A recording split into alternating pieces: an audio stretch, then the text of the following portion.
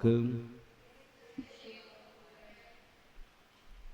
அன்புள்ளம் கொண்ட பாசமிகு சகோதர சகோதரிகளே, யோவான் நற்செய்தியிலே கடவுளுக்கும் மனிதருக்குமான உறவை எண்பிக்கிற ஒரு மாபெரும் உன்னதமான ஒரு உருவகம் நல்ல ஆயன் உருவகம். கடந்த 3 நாட்களாகவே இந்த நல்ல ஆயன் உருவகம் இடம்பெற்று கொண்டே இருக்கிறது. ஞாயிற்றுக்கிழமை, நேற்று திங்கட்கிழமை, இன்றும் அதிலிருந்து சில கருத்துக்கள் நமக்கு யோவான் நற்செய்தி 10ஆம் அதிகாரத்திலிருந்து கொடுக்கப்பட்டுகிறது. முதலில் இதில் 3 கருத்துக்களை பற்றி நாம் சிந்திக்கலாம், காலத்தின் தன்மை கருதி. முதல்ல, இயேசு தன்னை நல்ல ஆயன் என்று சொல்லுகிறார். அவர் வெறுமனே தன்னை ஒரு ஆயன் என்று சொல்லவில்லை, நல்ல ஆயன் என்று அவர் சொல்லுகிறார். பிறிதொரு இடத்தில் கூட அவர் சொல்லுகிறார், நானே திராட்சை கொடி என்று சொல்லவில்லை. என்ன சொல்றார் அவரு? நானே உண்மையான திராட்சை கொடி என்று சொல்லுகிறார். கொஞ்சம் அங்கங்க அட்ஜெக்டிவ் போட்டுக்கிட்டே வரார். கிரேக்கத்துல நல்லது அப்படிங்கிற வார்த்தைக்கு, நல்லங்கிற வார்த்தைக்கு 2 அர்த்தங்கள் இருக்கிறது. ஒன்று அகத்தோஸ். இந்த அகத்தோஸ் ஒருவருடைய மாரல் குவாலிட்டியை மட்டும், ஒருவருடைய ஒழுக்கம் சார்ந்த குணாதிசயங்களை பற்றி பேசுவது. ஆனால் இன்னொரு வார்த்தை இருக்கிறது, காலோஸ், KALOS. இங்கிலீஷில் போட்டா கிரேக்க வார்த்தை கலோஸ்க்கு என்ன அர்த்தம் அப்படின்னா ஒரு வின்சம்னஸ். இங்கிலீஷில் ஒரு வேர்டு, பியூட்டிஃபுல் வேர்டு அது, வின்சம்னஸ். இந்த வின்சம்னஸ்னா என்ன அப்படின்னா ஒரு மகிழ்ச்சியை தருவது. மகிழ்ச்சி தான் அதனுடைய கவர்ச்சியே. அதுவும் ஒரு குழந்தை தருகிற மகிழ்ச்சியை போல. நான் நல்ல ஆயன் என்கிற அந்த வார்த்தை சொல்லுவது ஒரு குழந்தை நமக்கு மகிழ்ச்சி தருவது போல கேட்பவர்களுக்கு அது இன்பத்தை தருகிற ஒரு சொற்றொடராக இருக்கிறது. ஏன் அவர் தன்னை நல்ல ஆயன் என்று சொல்லுகிறார்? இந்த உலகத்துல ஆடெல்லாம் நல்லா இருக்கணும்னு நினைச்சுக்கிட்டு யாரு ஆடு மேய்க்கிறா? யாராவது ஒருத்தங்க ஆடு வாழணும், அது ஒரு 20 ஆண்டுகள் வாழணும், நம்மை போல 70 ஆண்டுகள் உயிரோட இருக்கணும் அப்படின்லாம் யாராவது நினைக்கிறாங்களா? ஆடு கொள்வதற்கும் அழிப்பதற்கும் தான், விற்பதற்கும் தான் ஆடு வளர்க்குறாங்க. ஆனா நான் அப்படி இல்லை. அந்த ஒரே ஒரு பாயிண்ட்ல அவர் ஜெயிக்கிறார் பாருங்க. நானு ஆடுகள் வாழ்வு பெறும் பொருட்டு என் உயிரை கொடுப்பதால் நான் நல்ல ஆயன் என்று சொல்லுகிறார். Praise the Lord. பாருங்க நம்ம ஆண்டவருடைய அன்பை, எவ்வளவு அழகான ஒரு மெட்டபர் உருவகத்தை எடுத்திருக்கிறார். இதுல உலகத்துல எல்லாரும் தோத்துடுவாங்க. இந்த ஒரு இதுல ஆடு மேய்க்கிற எல்லாருமே காலி ஆயிடுறாங்க. ஏன்னா நீ ஆடு மேய்க்கிறனா ஆடை விற்பதற்காக, கொள்வதற்காகத்தான் நீ ஆடு மேய்க்கிற, இல்ல நீயே அடிச்சு சாப்பிட்றதுக்கு தான் நீ ஆடு மேய்க்கிற. ஆனால் நான் அப்படி அல்ல. நான் நல்ல ஆயன். உன் இறப்பை, உன் தோல்வியை, உன் வீழ்ச்சியை என்னால் தாங்கிக் கொள்ள இயலாது. அதான் ரொம்ப அழகா இன்றைய நற்செய்தியினுடைய வரிகள் பாருங்க. அவற்றிற்கு நான் நிலை வாழ்வை தருகிறேன், அவை என்றுமே அழியா. அடுத்த வரி இன்னும் ஆறுதலா இருக்கு பாருங்க. அவற்றை எனது கையிலிருந்து யாரும் பறித்து கொள்ள இயலாது என்றால் எவ்வளவு ஒரு சேஃபான இடத்துல நம்ம இருக்கிறோம் பாருங்க நம்ம ஆண்டவர்கிட்ட.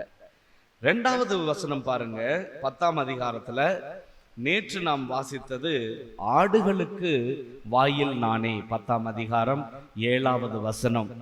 பாலஸ்தீனாவில் பார்த்தீங்கன்னா அவங்க பட்டி எப்படி கட்டுவாங்க? நம்ம ஊர்ல எல்லாம் பார்த்துருப்போம். அழகா ஒரு பட்டி ஆட்டுக்கு கட்டுவாங்க. ஒரு சின்ன கேட்டு வச்சிருப்பாங்க. அந்த கேட்டை சாத்தி ஒயர் போட்டு கட்டுவாங்க, கம்பி போட்டு கட்டுவாங்க, கயிறு போட்டு கட்டுவாங்க இல்லையா? சிலர் பூட்டையை கூட போடுவாங்க. ஆனா பாலஸ்தீனால அப்படி இல்லை. அதுல பட்டி இருக்கும், அழகா சுத்தி வரும், வாயில் கிடையாதுங்க. அப்ப ஆடெல்லாம் உள்ள போன பிறகு ஆயன் என்ன பண்ணுவார்னா அந்த வாயிலில் படுத்துக் கொள்வார். எவ்வளோ ஒரு பியூட்டிஃபுல்லான எக்ஸ்பிரஷன் பார். அந்த வாயில்ல அந்த ஆயன் படுத்துக்குவார். ஸோ ஒரு ஆடு வெளியில போகணும்னா யார் மேல ஏறி போகணும்? ஆயன் மேல ஏறி போகணும். இதை படிக்கிறப்ப எனக்கு அப்படியே ஒவ்வொரு நாளும் இந்த உலகுக்குள் நாம் கடந்து செல்கிறோம். இந்த நாள் நமக்கு ஒரு உயிர் கிடைச்சி எழுந்திருக்கிறோம்னு வைங்க. இந்த நாளுக்குள் நாம் கடந்து போகிறோம் என்பது அந்த இயேசுவின் உடலின் மீது ஏறி இந்த உலகுக்கு போனோம். அப்ப சேஃபா போயிட முடியும். ஏன்னா ஆயன் கண் திறந்து பார்த்துக்குவார். ஓ, ஆடு ஒண்ணு போதுரா, அந்த ஆட்டை பத்திரமா பாதுகாக்கணும்டா.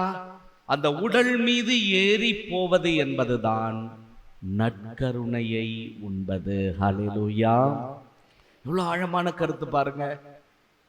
இந்த உலகத்துக்கு நீ போறப்ப நற்கருணை உட்கொண்டு போயிடு.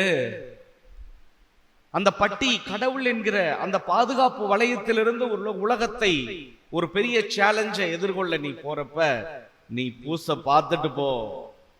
அந்த வாயில் படுத்திருக்கிற ஆயன் மீது ஏறி செல்லுகிற ஆடுகளுக்கு பயமில்லை, அவற்றுக்கு பாதுகாப்பு உண்டு. ஏனென்றால் ஆயன் கண் திறந்து அவற்றை பார்த்து கொள்ளுகிறான். அதே போல பாருங்க, இன்னொரு வசனம் இன்னும் அழகாக இருக்கிறது. அதுதான் 3வது வசனம். எப்படி அது வருது அப்படின்னு பார்த்தோம்னா, ஆடுகளுக்கு முன்னே நான் செல்வேன். நம்ம ஊர்ல ஆடு மேய்க்கிறவங்க எல்லாம் பார்த்துருக்கீங்களா? என்ன பண்ணுவோம்? பின்னாடி வருவாங்க. நான் ஒரு முறை எங்க சின்ன பாட்டி மங்களபுரத்துல இருந்தாங்கன்னா, 5th ஸ்டாண்டர்ட் படிக்கிறப்ப அவங்க ஆடெல்லாம் வச்சிருக்கிறாங்க. மேய்க்கிறதுக்கு போயிருக்கிறோம் பக்கத்துல மலைக்கு. பின்னாடி ஜாலியா எதுக்கு ஆடு மேய்க்கிறதுக்கு ஏதாவது தீனி எடுத்துக்கிட்டு அப்படியே போறது.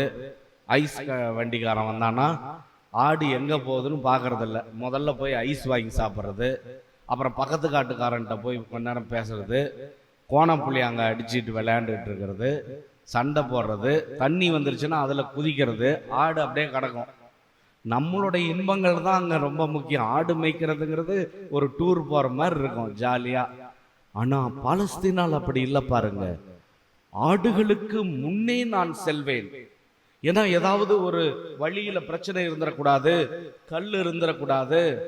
நம்ம ஊர்ல கூட கிராமங்கள்ல போனோம்னா, நாங்களாம் ஃபாதர்ஸா இருக்கப்ப ஒரு வீடு விசிட்லாம் பண்ணிட்டு போனோம்னா கூட வரப்புல கூட மக்கள் ஃபாதரை முதல்ல நடக்க விடுறதில்ல. ஃபாதர் வாங்க, நாங்க உங்களை கூட்டிட்டு போறோம்.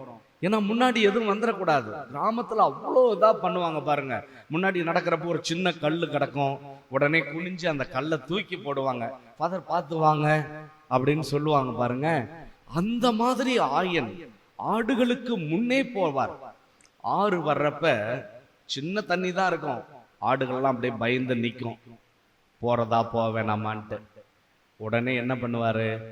ஆயன் முதல்ல இறங்குவார். உடனே அந்த ஆடுகள்லாம் அப்படியே கண்ணை வச்சுக்கிட்டு ஒரு மாதிரி பார்க்கும் பாருங்க ஆயனை.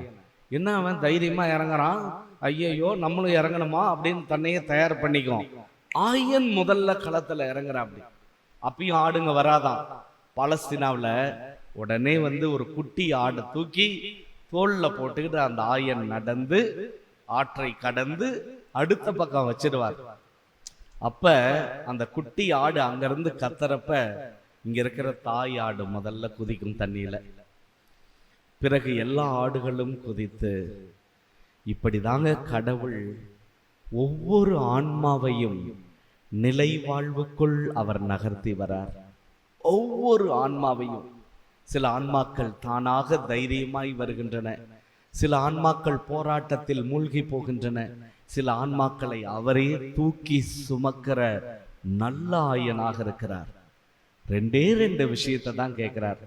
இது எல்லாம் நான் செய்யறேன், உனக்காக நான் உயிரை கொடுக்கிறேன், உனக்கு நான் முன்னாடி செல்றேன், உனக்கு நான் வாயிலாவே நைட்ல காவலாளியா படுத்து கிடக்கிறேன், உனக்கு பாதுகாப்பா என் வாழ்க்கையை உன் வாழ்க்கையை நகர்த்த நான் உதவி செய்யறேன், எல்லாம் நான் செய்யறேன்பா. ஆடா 2 விஷயம் செய்வியான்னு கேட்கிறார் நம்ம ஆண்டவர் இயேசு கிறிஸ்து. அதுதான் இன்றைய நற்செய்தி. என்ன தெரியுமா? ரொம்ப அழகா நம்ம இன்றைய நற்செய்தியினுடைய வாழ்த்தொழியாக கூட அவற்றை வாசித்தோம். யோவான் நற்செய்தி 10ஆம் அதிகாரம் 27. என் ஆடுகள் எனது குரலுக்கு செவி சாய்க்கின்றன, அவை என்னை பின்தொடர்கின்றன. செவி சாய்த்தல், பின்தொடர்தல், இந்த 2 விஷயத்தை தான் கடவுள் நம்மள்கிட்ட எதிர்பார்க்கிறார். இந்த 2த்தையும் இணைச்சி முடிச்சு போட்டு ஒரே ஒரு வார்த்தையில முடிக்கணும்னா கீழ்ப்படிதல்.